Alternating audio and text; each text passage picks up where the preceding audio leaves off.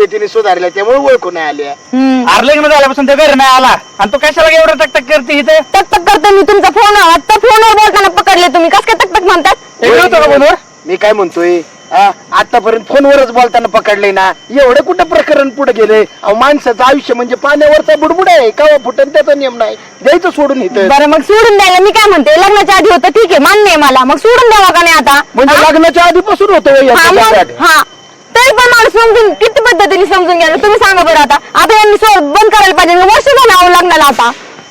अरे पण म्हटलं जाऊ द्यावा ना, आता द्यावा ना विषय सोडून. खुशाल फोनवर बोलतात माझ्या समोर, तुम्हाला थोडी तरी लाज वाटायला पाहिजे. विषय सोडूनच दिलाय की आता. कळतं का तुला? काय वहिनीच्या समोर फोनवर बोलत का तू?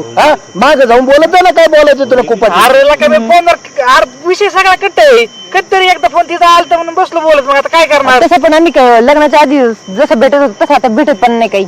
अरे बोलतो आम्ही. मी काय म्हणते गरजच काय आहे? लग्नाच्या आधी झक मारली, मग कसं झक मारायला लग्न केलं का? नसतं केलं तर मी माझी राहिली असते, तुम्ही दोघांनी लग्न केलं असतं ते परवडलं असतं मला. नव्हतं करणार पण तुझ्याच घरच्यांनी नाहीच सांगितलं. म्हणतो तो, तुझ्याच घरच्यांना लय किडा बारीक होता.